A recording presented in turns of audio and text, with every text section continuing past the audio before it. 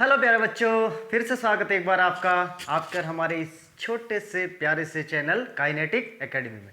तो बच्चों, हमारा चैप्टर चल रहा था सदिश का, है ना, जिसमें हमने इससे पहले पढ़ा सदिशों का वियोजन।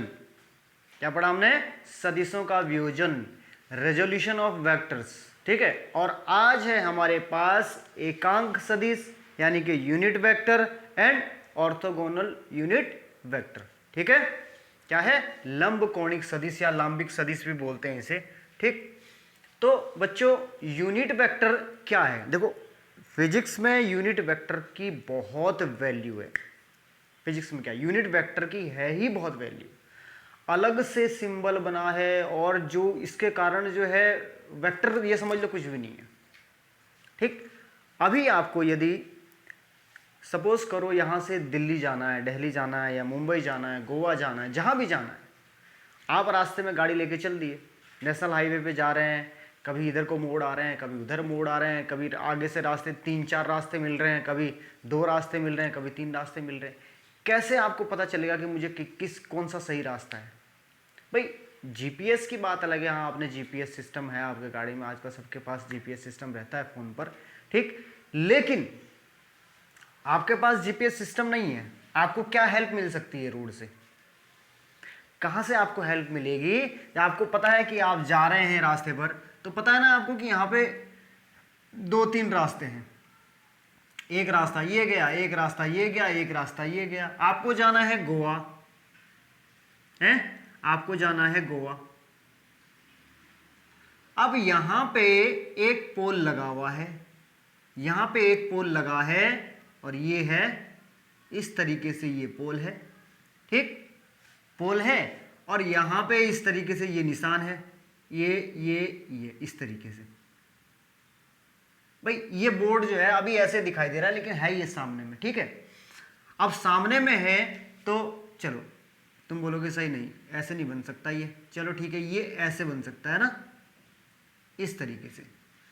अब सामने में ये बोर्ड लगा था, अचानक तुम्हारी नजर बोर्ड पे गई, क्योंकि जब तुम्हें रास्ता नहीं मालूम है तो कहां देखोगे? पता लगे तुम्हें कहां, जहां से कि यार रास्ता किधर से होगा। ठीक है, कौन सा वाला रास्ता होगा, किस रोड को हम चूज करें ताकि हम सही रास्ते पे जाएं। अगर हम गलत रास्ते पे चलेंगे तो तुम्हें पता है फिर वापस कई किलोमीटर दूर से वापस आना पड़ेगा। ठीक, तो इस रास्ते पे लिखा हुआ था गोवा। ये जो एरो बना हुआ था, ये जो एरो बना हुआ था, इसने आपकी हेल्प की गोवा पहुंचने में। इसने आपको डायरेक्शन बताई। क्या बताई इसने आपको? डायरेक्शन बताई। तो यूनिट वेक्टर का काम क्या है? डायरेक्शन को बताना। यूनिट वेक्टर का कोई भी मैग्नीट्यूड नहीं होता। मैग्नीट्यूड क्या होता है? 1 होता है। इसीलिए यूनिट वेक्टर का, यानी कि एकांक सदिश जिसे हम बोलते हैं हिंदी में, एकांक सदिश का परिमाण हमेशा 1 होता है। एकांक सदिश का परिमाण यहां केवल और केवल क्या होता है? ये दिशा बताने के काम आता है। ठीक, अब सदिश में तुम्हें लगता होगा कि सदिश सर परिमाण भी होता है, दिशा भी होती है। इसका काम केवल और केवल यहां दिशा बताने के लिए था, इसीलिए इसका परिमाण क्या रखा गया? 1, क्योंकि बिना परिमाण के तो खैर सदिश फिर बन नहीं सकता है ना। परिमाण 0 तो नहीं हो सकता है, इसलिए परिमाण क्या था? परिमाण क्या रखा हमने? 1 मान लिया। इस केवल और केवल क्योंकि ये दिशा बताने के काम आता है, इसलिए उसका परिमाण 1 माना गया। ठीक, बात समझ में आ गई इतनी कि एकांक सदिश क्या होता है और किस लिए इसका प्रयोग है? केवल और केवल दिशा बताने के लिए, केवल दिशा बताने के लिए।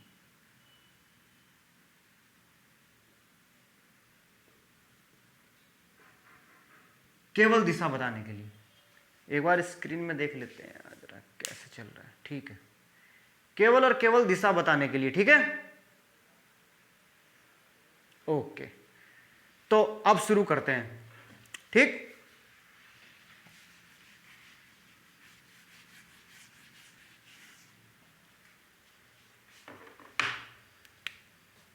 ये था हमारा ए सदिश है। इसमें से हम एकांक सदिश को अलग करेंगे। देखो, हमने 1, इसका परिमाण कितना है? 1। तो इसे किससे कैसे डिनोट करेंगे? इसे कैप लगाएंगे इसके ऊपर, जैसे मैंने कैप पहनी है। है ना, जैसे मैंने कैप पहनी है ऐसे ही एक ने भी, देखो कितनी बड़ी वैल्यू, कितनी महान, मतलब ये समझ लो कि ये यूनिट वेक्टर कितना महान है अपने आप में, है ना, किसी अलग से सिंबल दिया गया है, इसे अलग से सिंबल देना पड़ा है। ठीक है, चलो बातें बहुत हो गई। एक ऐसा सदिश, ऐसा सदिश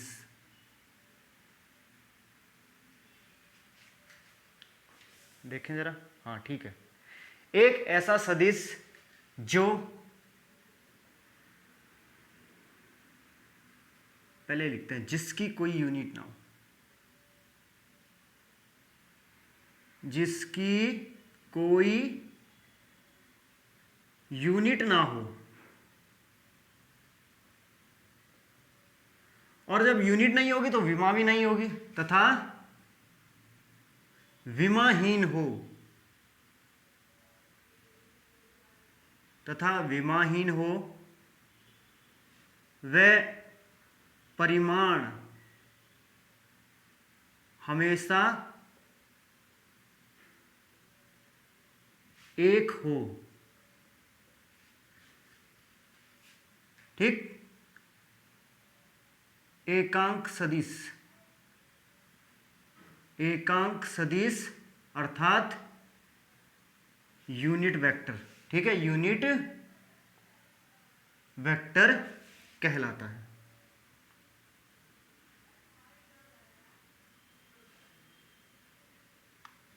इसका कार्य केवल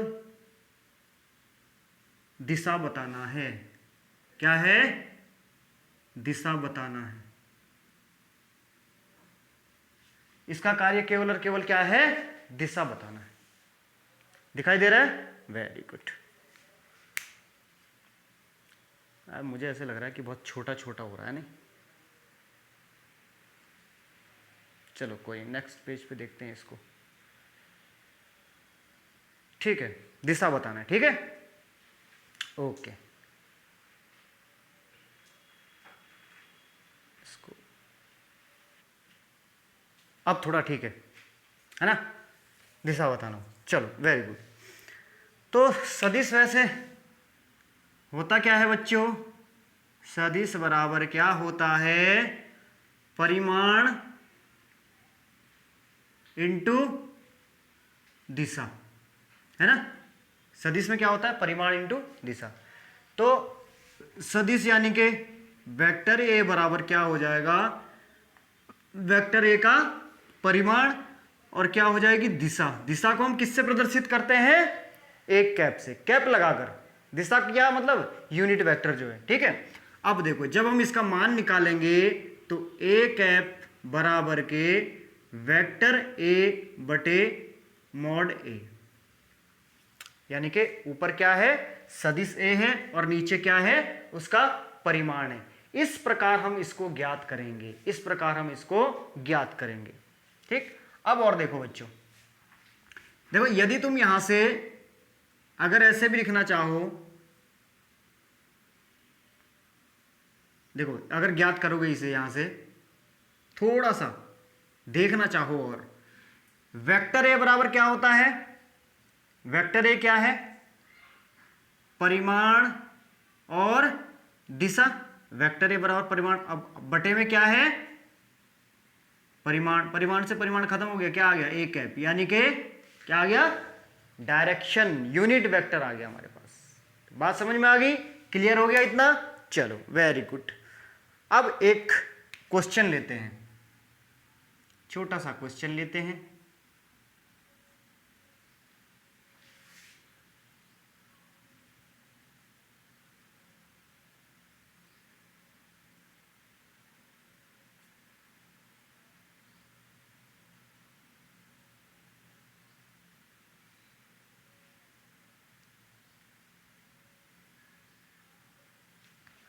क्वेश्चन है सदिश ए का मान ज्ञात करो। करो भाई।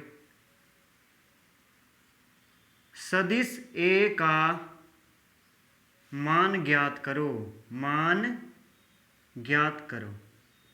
तो सदिश ए का मान क्या होगा बच्चों? देखो यहां पे देखो, सदिश ए यानी कि ये पूरा है यहां से यहां तक, इसका परिमाण 1 2 3, ठीक, ये क्या होगा, इसका परिमाण ही तो है 1 2 3, 3 भागों में बटा हुआ, ये पूरा सदिश है ना, ये पूरा क्या है, सदिश ए है। तो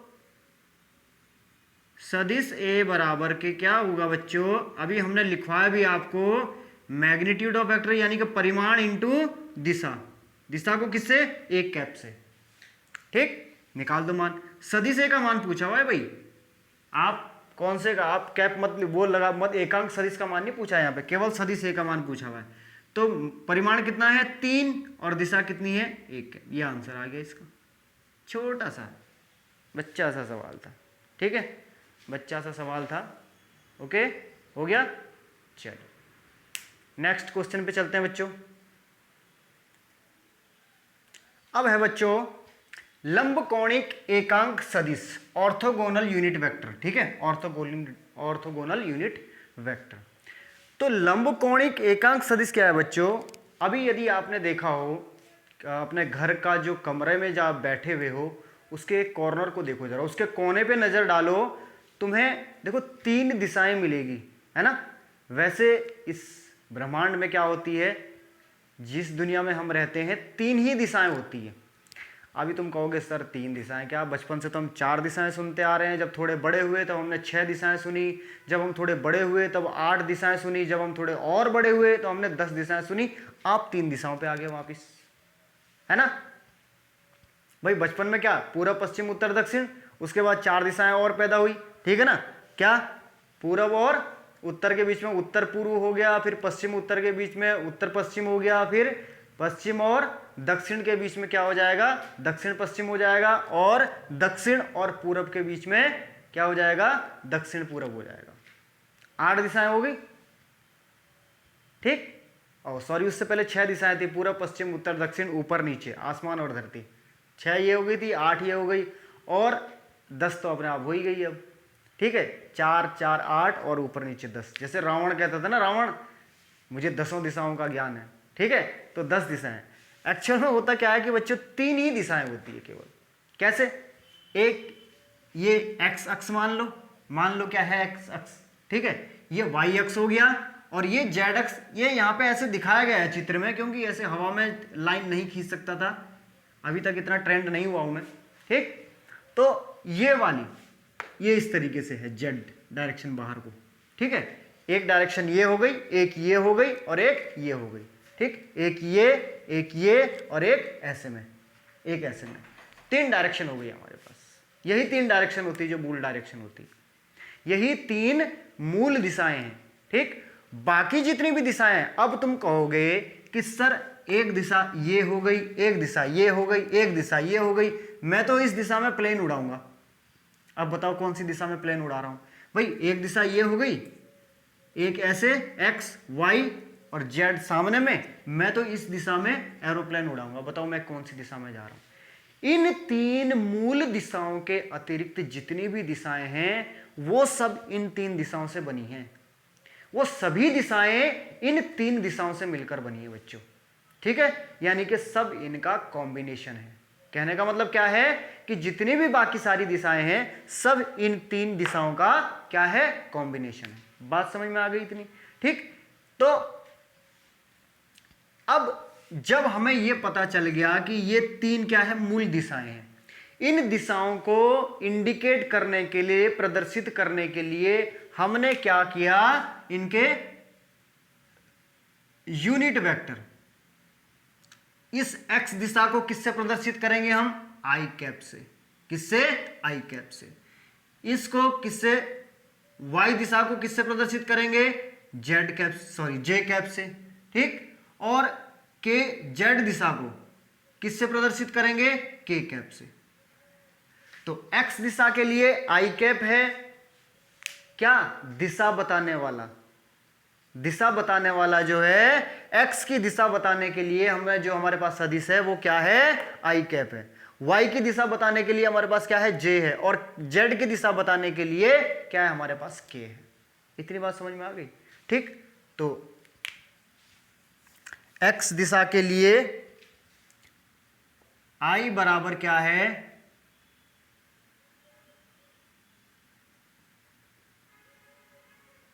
एक्स दिशा के लिए एकांक सदिश, एकांक सदिश, एक्स दिशा के लिए एकांक सदिश क्या है, आई कैप है। जे कैप क्या है बच्चों, वाई दिशा के लिए एकांक सदिश है। और के कैप क्या है, इसी तरह से जेड दिशा के लिए एकांक सदिश है। इतनी बात क्लियर हो गई, इतनी बात क्लियर हो गई, बढ़े आगे। चलो अब है हमारे पास बच्चों क्वेश्चन है, ठीक है। तो क्वेश्चन लिखा जाए, ये आप उतार लो, यदि आपके मतलब का लग रहा है तो इसे आप उतार लो, उसके बाद क्वेश्चन लिखते हैं, ठीक है। उतार लीजिए इसे, 1 2 3। ये देखो बच्चों क्वेश्चन नंबर 4 क्या कहता है,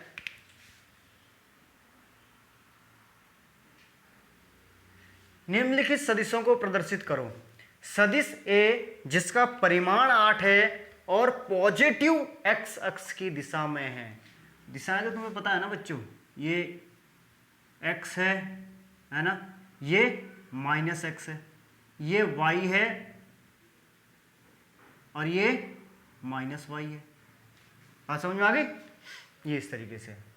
अब यहां पे क्या है, सदिश ए जिसका परिमाण, यानी कि सदिश ए को यदि हम लिखें ऐसे, कैसे लिखते थे, परिमाण इंटू दिशा, ये होता था।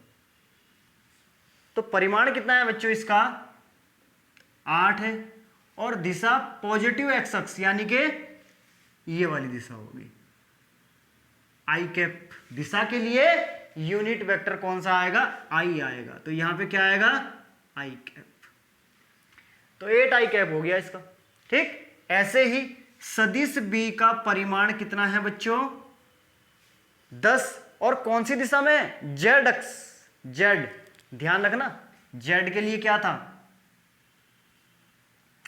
ये एक्स है, ये वाई है, या चलो यहां भी लिख सकते थे हम,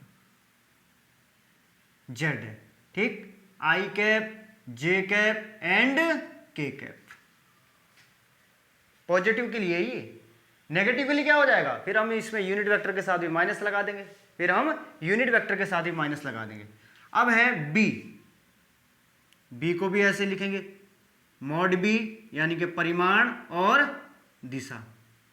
परिमाण कितना है बच्चों, 10, दिशा बता रहा हूं, दिशा यानी कि जेड पे, तो ये यहां पे क्या आएगा, यूनिट वेक्टर क्या आएगा, के कैप आएगा, ठीक है, क्या आएगा, के कैप आएगा। ऐसे ही इसका देख लो, सदिश सी है जिसका परिमाण 3 है, तो सदिश सी को भी हम ऐसे लिखेंगे, ठीक, सी का मैग्नीट्यूड यानी कि परिमाण और सी कैप, ठीक।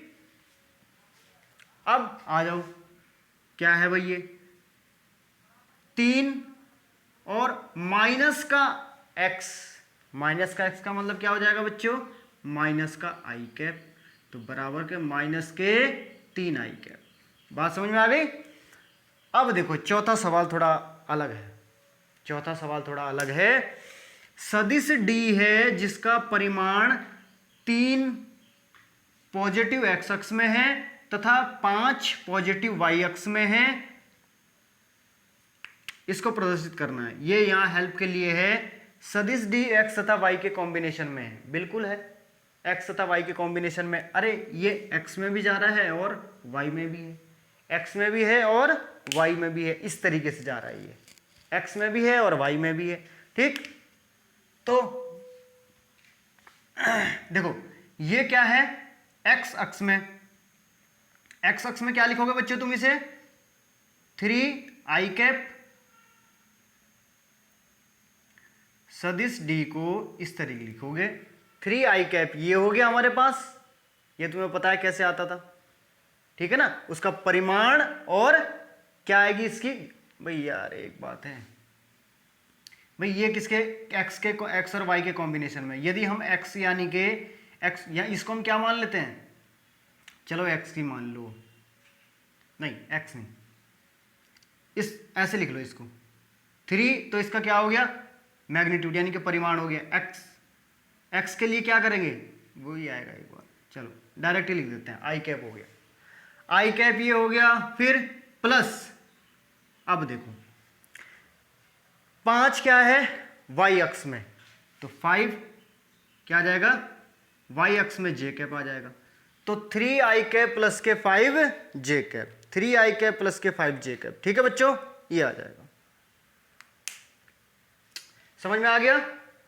कोई दिक्कत तो नहीं? दिखाई दे रहा है? बिल्कुल साफ दिखाई दे रहा है। हाँ ठीक है, बहुत अच्छी बात, बहुत सुंदर बहुत सुंदर बहुत सुंदर। ठीक है, तो ये बच्चे समझ में आ गया होगा अच्छी तरह से, ऐसी उम्मीद करता हूं। चलते हैं इसके बाद नेक्स्ट पॉइंट पे। ओके, ऐसे इसमें कुछ करना है। चलो इसे मिटाने के बाद 1 2 3 हो गया। चलो ओके, यह है बच्चों, दिखाए गए चित्र के माध्यम से निम्नलिखित को चित्र में दर्शाओ। ठीक, दिखाए गए चित्र के माध्यम से निम्नलिखित को चित्र में दर्शाओ। अब चित्र के माध्यम से देखो, यहाँ हमारे पास यहाँ पे एक सदिश ए दिया हुआ है, उसका x दिशा में कंपोनेंट क्या है, a cos थीटा है, y दिशा में कंपोनेंट क्या है, a sin थीटा है। ठीक, इतना। अब यहाँ पे पूछा हुआ है ax की वैल्यू क्या होगी। देखो इसके जो दो घटक हैं, सदिश a है ना, तो x डायरेक्शन में इसका ax होगा, y डायरेक्शन में उसका ay होगा। ठीक, तो यानी कि ax की वैल्यू कितनी है, जो a दिशा का कंपोनेंट है, a cos थीटा। ठीक, ये क्या है बच्चों, a cos थीटा। ऐसे ही जो y दिशा में कंपोनेंट, यानी कि ये क्या है वैल्यू, ay की वैल्यू है। सदिश की मतलब a सदिश की y दिशा में वैल्यू क्या, घटक क्या है बच्चों, a sin थीटा। ठीक, अब आती है बात वेक्टर ax। अब यानी कि विद डायरेक्शन लिखा जाएगा। ठीक, अब क्या लिखा जाएगा, विद डायरेक्शन लिखा जाएगा। ये क्या है, ये स्केलर फॉर्म में है, ये क्या है, ये तो स्केलर फॉर्म में है। अब क्या लिखा जाएगा, विद डायरेक्शन लिखा जाएगा, यानी कि ax का मॉड और ax की डायरेक्शन। ax का मोड क्या हो जाएगा बच्चों, a cos theta, a cos theta, और डायरेक्शन क्या है इसकी, डायरेक्शन क्या है a cos थीटा की, i कैप। डायरेक्शन क्या है बच्चों, i कैप। तो यानी कि क्या हो जाएगा, a cos theta i cap हो जाएगा। ऐसे ही y का आएगा, यानी कि ay है ना। अरे ऐसे ही तो थे यार, जैसे तुमने क्या निकाला था, सदिश a का मान क्या निकाला था, सदिश a का परिमाण और सदिश a की दिशा। यही वाला फार्मूला तो हमने यहाँ फिट किया, ये देखो ना, यही तो लगा है भाई। सदिश क्या होता है, उसका परिमाण इंटू दिशा, यही तो लगा है बेटा हमने यहाँ पे। ऐसे ही यहाँ पर है a y के, ये हो जाएगा a y का परिमाण क्या है, a sin थीटा है, और डायरेक्शन क्या है, y दिशा में डायरेक्शन क्या होती है, ये i कैप होता है और ये j कैप होता है, तो ये j कैप हो जाएगा। अब a का मान कार्टेशियन फॉर्म में, वेक्टर a का मान पूरा पूरा सदिश का मान कितना है, कार्टेशियन फॉर्म में, यानी कि इस सदिश का मान कार्टेशियन फॉर्म में, ये भी है ये भी है भाई, इस दिशा में भी है, ये इस दिशा में भी है। ठीक है, तो इनको जोड़ दो, कार्टेशियन फॉर्म में क्या आ जाएगा, vector a is equal to क्या हो जाएगा, a cos theta i cap plus के a sin theta i cap, sorry j cap. बात समझ में आई बच्चों, किसके समझ में आई, किसके समझ में नहीं आई। अब ये देखो, ये वैल्यू एक तरीके से हमारे पास, ये वेक्टर a बराबर, ये a cos थीटा क्या है हमारे पास, ax है, इसे हम इस तरीके से भी लिख सकते हैं axi। ठीक है, ay j, ये भी तो आ सकता है, किसी भी रूप में आ सकता है। अरे यार एक बात तो है, अगर हमारे पास देखो थोड़ी देर के लिए ये वाला है,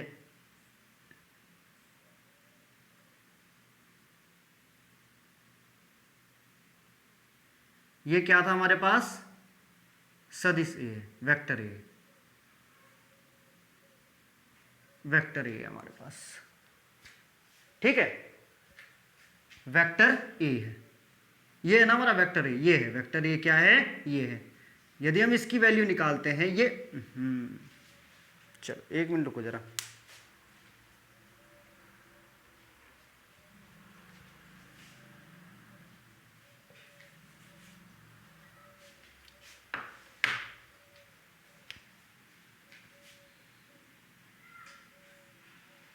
ये है, ये हमारे पास सदिश ए है,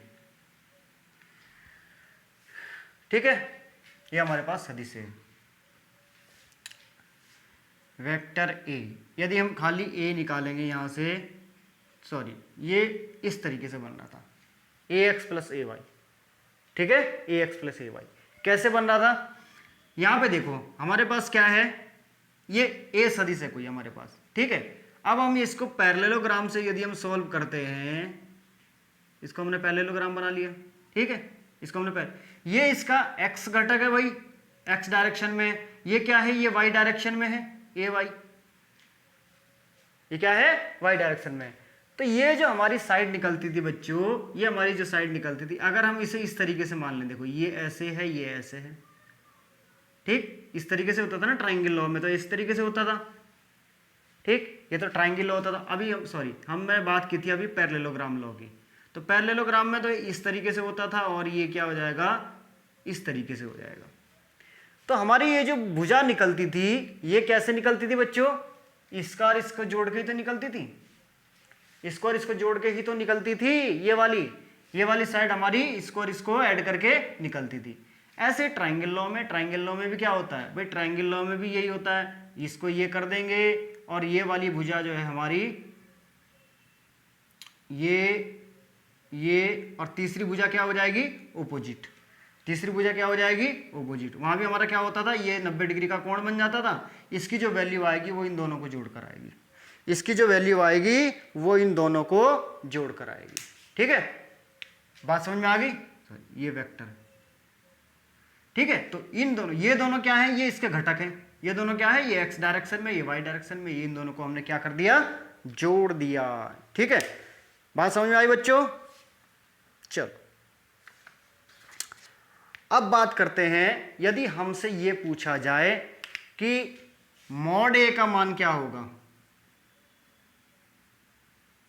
मॉड ए का मान क्या होगा, मॉड ए का मान क्या होगा बच्चों, कोई बता सकता है, मॉड ए का मान तो ए ही होगा, मॉड ए का मान क्या होगा, जो ए का मान होगा, ठीक है, मॉड ए का मान, अरे मॉड ए का मान बेटा इसके, ये जो ए है सदिश है, यानी कि इसकी जो लंबाई होगी वही तो होगा, इसका जो परिमाण होगा, इसका परिमाण क्या होगा, वही ए ही तो लिखा जाएगा ये, ठीक है, ए ही लिखा जाएगा। ओके, अब चलते हैं थोड़ा नेक्स्ट पे, नेक्स्ट पॉइंट पे चले, इसको मिटाते हैं। तो पॉइंट नंबर 6 में हमने मॉड ए बराबर ए निकला। अब आता है हमारे पास पॉइंट नंबर 7। पॉइंट नंबर 7 में देखो, यदि हम इसकी वैल्यू निकालेंगे तो कितनी आएगी भाई, ए एक्स का मान कितना है, ए कॉस थीटा है, ए वाई का मान ए साइन थीटा है, रख दो वैल्यू पुट कर दो, ठीक है, ए एक्स ए कॉस थीटा का होल स्क्वायर प्लस के ए साइन थीटा का होल स्क्वायर बराबर ए स्क्वायर बाहर आ जाएगा, अंदर बच जाएगा कॉस स्क्वायर थीटा प्लस के sine square theta. Cos square theta plus sine square theta क्या होता है, 1 होता है, ए स्क्वायर हो जाएगा ना, ए स्क्वायर गुणा 1, बाहर क्या आ गया, ए आ गया, बाहर क्या आ गया, ए आ गया, या ए बराबर हमारे पास क्या है यहाँ, मॉड ए है, ठीक, तो हम इसे क्या लिख सकते हैं, मॉड ए बराबर भी हम ये लिख सकते हैं, ठीक है, यानी कि मॉड ए बराबर कितना आएगा, यदि हमें ए का मॉड निकालना हो तो हम क्या फार्मूला लगाएंगे, ए एक्स स्क्वायर प्लस के ए वाई स्क्वायर। बात समझ में आ गई, ठीक है। चलो अब आते टेन थीटा पे। टेन थीटा क्या हो जाएगा बच्चों, टेन थीटा लंब बटे आधार, क्या है, लंब कौन सा है, ये वाला, यानी कि ए वाई लंब बटे आधार कितना हो जाएगा, ए एक्स, ए वाई बटे ए एक्स, ये स्केलर वैल्यू होगी, ठीक है, स्केलर वैल्यू। बात समझ में आ गई, ये स्केलर वैल्यू हो जाएगी ए एक्स बटे ए वाई। तो यहां से हमारे पास जो रिलेशन निकले हैं वो कुछ इस प्रकार है कि एक हमने पहले निकाला था पॉइंट नंबर 5 में निकाला था, जो हमारे पास A X vector A Y vector, ठीक है। एक रिलेशन हमारा ये निकला था, सॉरी आई भी था इसके साथ, है ना, ए एक्स आई और ए वाई जे कैप, ये हमारा निकला था इसके साथ पॉइंट नंबर 5 में निकला था। ठीक है, एक रिलेशन तो ये मिला हमें यहाँ से, जो हमें नई चीज मिली है, एक रिलेशन हमें ये यहाँ से मिला है, दूसरा ये यहाँ से मिला है। मॉड ए का यदि हमें मान निकालना हो तो क्या आएगा, ये अंडर रूट के अंदर ए एक्स का स्क्वायर प्लस के ए वाई का स्क्वायर, दो नए मान मिले हमें। ठीक है, ध्यान रखना, अगर हमें मॉड निकालना हो और ए एक्स की और ए वाई की वैल्यू दी गई हो तो हम इस प्रकार निकालेंगे। ठीक, अगर हमें क्या निकालना हो बच्चों, वेक्टर ए का मान निकालना हो, ए एक्स ए वाई ये दोनों दिए हुए हैं विद डायरेक्शन, तो हमें इस प्रकार निकालना है। ठीक है, चलो अब करते हैं कुछ सवाल। अब कुछ सवाल कर लेते हैं। तो बच्चों परिमाण ज्ञात करने के लिए हमारे पास ये दो सवाल दिए हुए हैं। अभी आपको बताया भी था, यदि मॉड ए का हमें मान निकालना हो, परिमाण का मान यदि हमें निकालना हो तो हम क्या करते थे, ए एक्स का होल स्क्वायर प्लस के ए वाई का होल, कुछ ऐसे करते थे ना, कुछ ऐसे बताया था।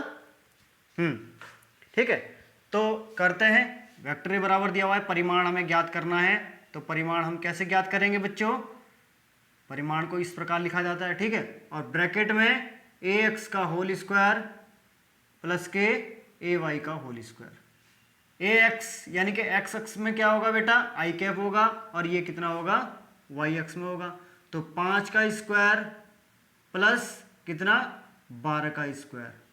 ठीक है, 5 पंजे 25 प्लस के 12 का हो जाएगा 144, ये कितना हो जाएगा, जोड़ के 169 और आंसर आएगा 13। बात समझ में आ गई। अब आ जाओ इस पे जरा। ठीक,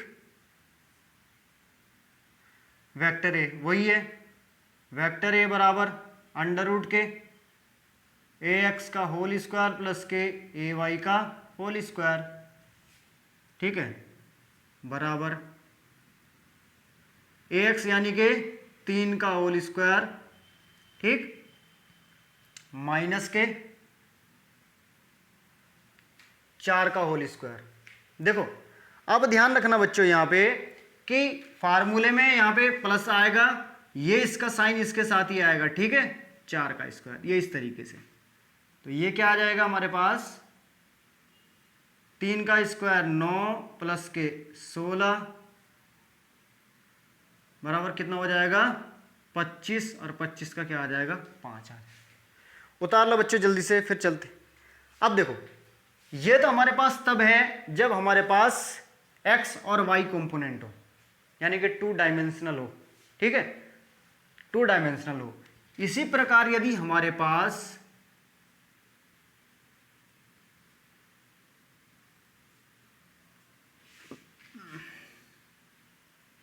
थ्री डी के लिए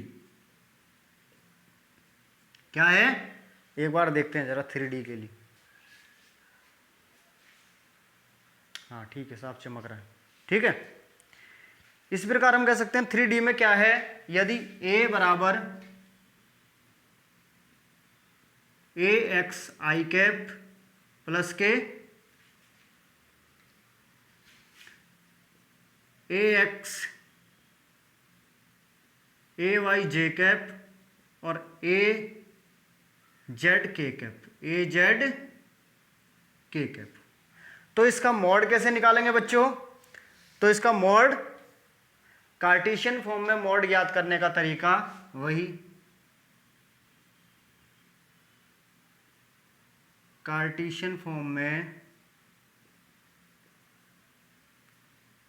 परिमाण ज्ञात करने का तरीका।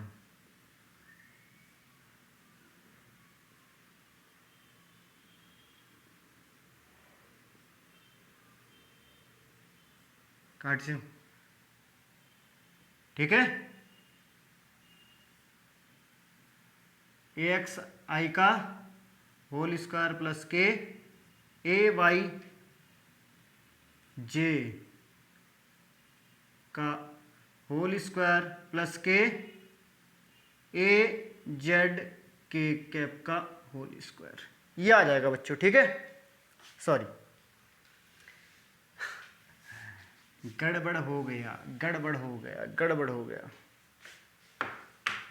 हमने क्या लिखा था यहाँ, ए एक्स ए वाई ए जेड लिखना था ना यार। ए एक्स का होल स्क्वायर प्लस ए वाई का होल स्क्वायर प्लस के ए जेड का होल स्क्वायर, ये आएगा। ठीक है, जैसे ए एक्स ए वाई खाली हमने क्या वहाँ क्या था 3D में था, ये 3 डायमेंशनल था, तो इसलिए क्या आ गया हमारे पास, थर्ड वाला पॉइंट भी आ गया ए जेड। ठीक है, ओके बच्चों, चलो बढ़े आगे। ओके ओ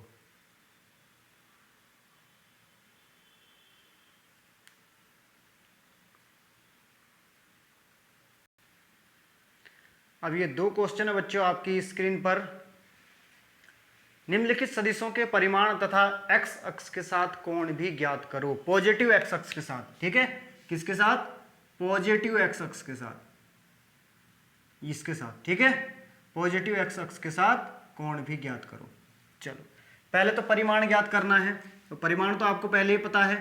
ठीक, ए का परिमाण कितना हो जाएगा, ए एक्स स्क्वायर यानी कि 3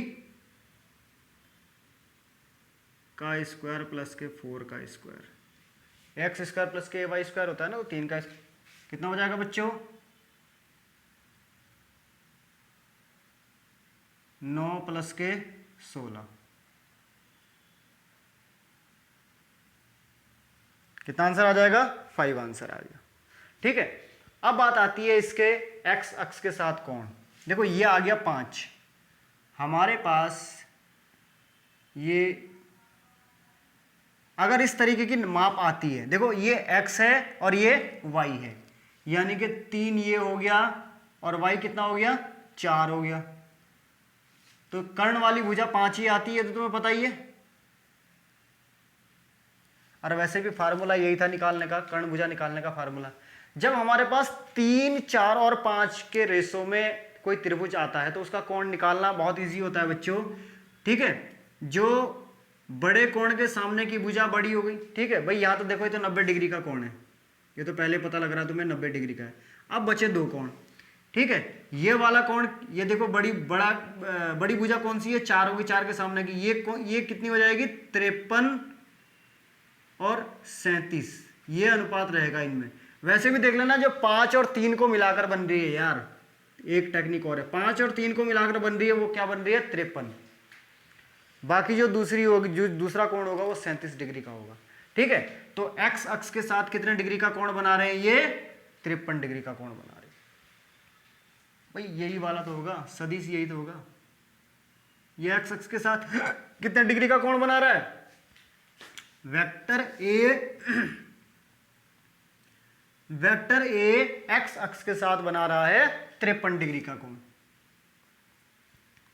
थीटा बराबर कितना हो जाएगा, 53 डिग्री। ठीक है बच्चों,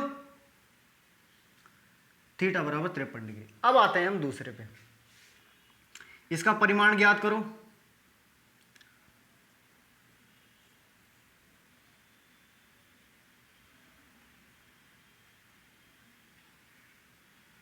परिमाण कैसे ज्ञात करेंगे, वही -2 का स्क्वायर प्लस -2 का स्क्वायर, कितना आ गया बच्चों, 4 और 4 8, अंडर रूट के अंदर कितना आ गया, 8 आ गया। अंडर रूट के अंदर कितना आ गया, 8 आ गया, या 2 अंडर रूट 2 लिख दो, कुछ भी लिख दो, 2 अंडर रूट 2 लिख दिया, चलो आपने 2 अंडर रूट 2। अब बनाते हैं इसका चित्र। माइनस ही ये x डायरेक्शन में है, -2 ये है, ये पॉजिटिव x अक्ष है, ये -x अक्ष है, प्लस y, और ये नीचे -y है। 2 ये माइनस के x में जा रहा है और 2 ही माइनस के y में जा रहा है, यहाँ इस तरीके से बना इसका ही। ठीक है, ये भी 2 और ये भी 2, तो ये कितना आया आपका, 2 अंडर रूट 2 आ गया।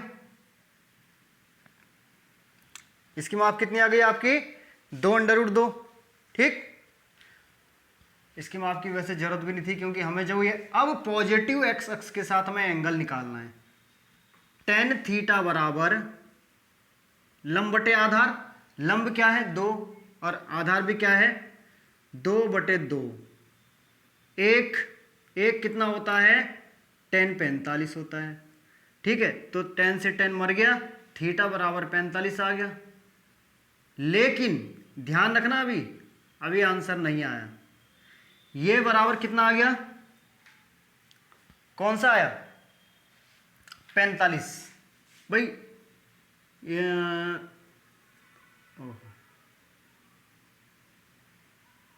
इस तरीके से था ना, इस तरीके से था यार,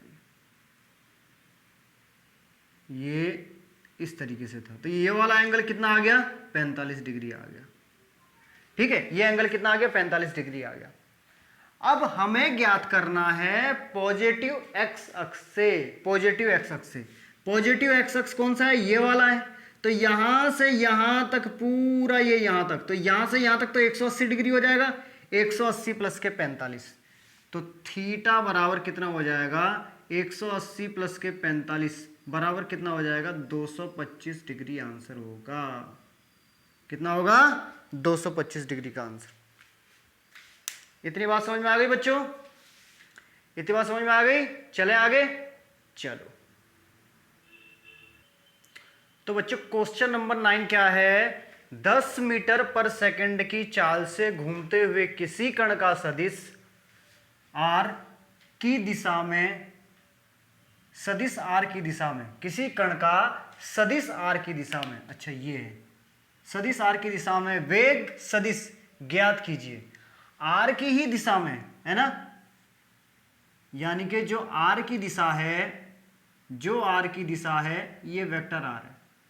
ठीक, तो आर की दिशा, ये आर की दिशा और वी की दिशा क्या है, एक ही है।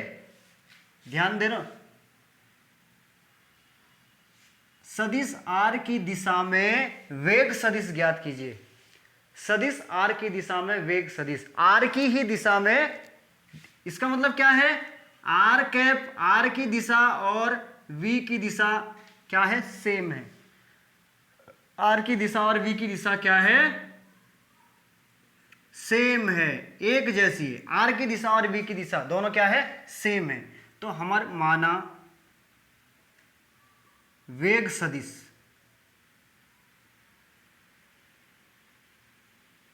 क्या हो जाएगा बेटा सदिश, परिमाण इंटू दिशा। वेग सदिश क्या हो जाएगा, परिमाण इंटू दिशा। हमें ज्ञात क्या करना है, वेग सदिश ज्ञात करना है, आर का मान दिया हुआ है। जब आर और वी क्या है, सेम डायरेक्शन में है, तो हम इसकी जगह क्या लिख सकते हैं, आर कैप लिख सकते हैं। क्या लिख सकते हैं इसकी जगह, आर कैप लिख सकते हैं। ठीक, बस अब क्या हो गया, खत्म कहानी। ये हमें v का क्या दिया हुआ है, परिमाण दिया हुआ है, भाई चाल दी हुई ना, यानी कि वेग का परिमाण यदि हम बात करें तो वेग का परिमाण चाल को ही कहते हैं। ठीक है, वेग क्या है, स्केलर वेक्टर क्वांटिटी है, और चाल क्या है, स्केलर क्वांटिटी है। ठीक, तो ये क्या हो जाएगा बच्चों, वेग सदिश क्या हो जाएगा 10, तो ये हो जाएगा। आर कैप का मान कैसे निकालोगे बच्चों, आर कैप का मान, भाई आर कैप निकलता है ना, आर कैप क्या निकलेगा, vector R upon mod R. ठीक, vector R upon mod R. तो वेक्टर आर का मान कैसे निकालोगे आप, वेक्टर आर का मान तो दिया हुआ ही है, क्या दिया हुआ है बच्चों, 2i कैप माइनस के 3j कैप प्लस का 4k, ये तो आपको मान गिवन है। और इसका मॉड कैसे निकालोगे, ax, देखो याद करो हमने जब 3 डायमेंशन की बात की थी, अंडर रूट के अंदर ax स्क्वायर प्लस के by प्लस के cz का, तो ये क्या हो जाएगा 2 का स्क्वायर प्लस माइनस के 3 का स्क्वायर प्लस 4 का स्क्वायर। ठीक है, ये आ जाएगा बच्चों। अब बराबर, यानी कि आर कैप बराबर है ना, आर कैप बराबर कितना हो जाएगा बच्चों, 2i कैप माइनस के 3j कैप प्लस के 4k कैप बटे में क्या आ जाएगा, 2 का स्क्वायर 4, यानी कि 4 प्लस के 9 प्लस के 16, 16 4 20 और 9 29 हो गया। यानी कि आर कैप की जो वैल्यू आ गई 2 आई कैप माइनस के 3 जे कैप प्लस के 4 के बटे अंडर रूट के 29। यही मान कहाँ रख दो, यहां रख दो ये मान। ठीक है, वी कैप सॉरी वी सदिश ये क्या हो जाएगा, मॉड वी का मान यानी कि इसका परिमाण 10 है और इसको आप रख दो, कितना हो जाएगा ये 2 आई कैप माइनस के 3 जे कैप प्लस के 4 के कैप बटे अंडर रूट के 29। आप चाहे तो इस 10 की गुणा अंदर भी कर सकते हो, चाहे तो आप यहीं भी छोड़ सकते हो, आपको पूरे नंबर मिलेंगे। उतार लीजिए जल्दी से बच्चों, बात समझ में आ गई? Very good.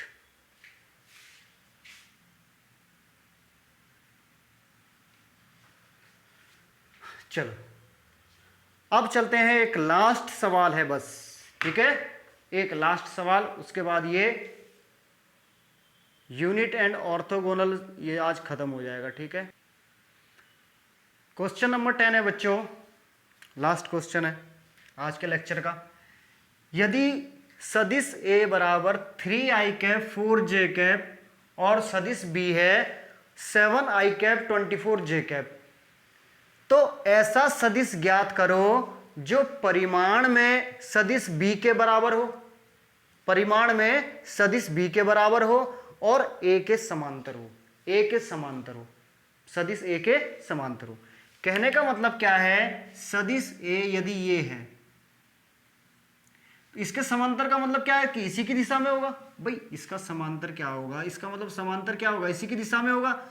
और ए और बी गिवन है, माना वह सदिश सी हो, माना वह सदिश सी होगा। ठीक है, माना वह सदिश सी होगा, हमने ये सी सदिश ये है, तो इसकी ये दोनों क्या है, एक ही दिशा में तो है। समांतर का मतलब क्या है बच्चों कि इन दोनों की दिशा क्या है, सेम है, डायरेक्शन सेम है। यानी कि अब क्या कह रहा है वो कि यदि हम सदिश को, यदि हम सी को लिखें, सी को कैसे लिखेंगे बच्चों, मॉड लिखेंगे इसका, और यानी कि परिमाण और दिशा सी कैप। अब क्या कहा गया है अकॉर्डिंग टू क्वेश्चन, क्या है, ऐसा सदिश जो परिमाण में सदिश बी के समान, यानी कि परिमाण इसका क्या है, सदिश बी के समान है। परिमाण क्या हो गया, सदिश बी के समान हो गया। ठीक, और ए के समांतर, यानी कि दिशा क्या होगी, इसकी दिशा और ए की दिशा क्या होगी, समान होगी। खेल खत्म। अब हमें क्या करना है, बी का आप परिमाण निकाल दो, ए का आप क्या निकाल दो, ए की डायरेक्शन निकाल दो। ठीक है, निकाल दो भाई। बी का जब परिमाण निकालोगे, सदिश बी का परिमाण, तो कैसे निकालोगे, अंडर रूट के अंदर 7 का स्क्वायर प्लस के 24 का square.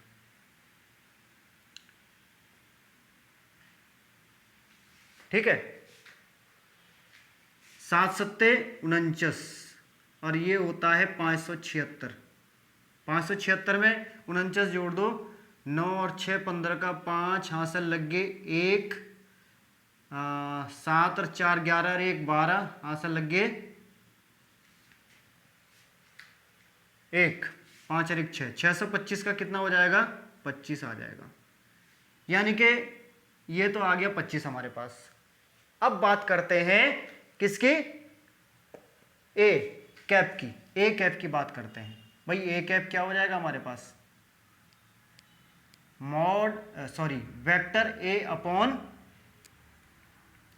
Mod A, vector A upon mod A. तो वेक्टर ए क्या है हमारे पास, 3i कैप प्लस के 4j कैप बटे में इसका मॉड कितना होगा बच्चों, मॉड कितना हो जाएगा, देखो 3 का स्क्वायर प्लस के 4 का स्क्वायर, 3 का स्क्वायर प्लस के 4 का स्क्वायर, 4 चौक 16 और 3 3 9, 25 का क्या आ जाएगा, 5 आ जाएगा। तो ए कैप बराबर के 3i कैप प्लस के 4j कैप बटे 5 बटे क्या हो जाएगा, 5 आ जाएगा इसका। ठीक, अब रख दो यहाँ पे मान रख दो, तो c बराबर के b का मान कितना आया था, 25 गुणा 3i प्लस के 4j बटे 5, 5 से 5 खत्म हो गया, तो c बराबर कितना आ गया, 5 की गुणा कर दो चाहे 15, i प्लस के 5 चौक 20, j यही आपका क्या हो जाएगा, आंसर हो जाएगा। बात समझ में आ गई? ये चीज यहां से समझ में आ गई थी? देखो ये यहां पे कंफ्यूज मत हो जाना भाई, तुम सोचोगे पता नहीं सर यहां से कैसे आ गया।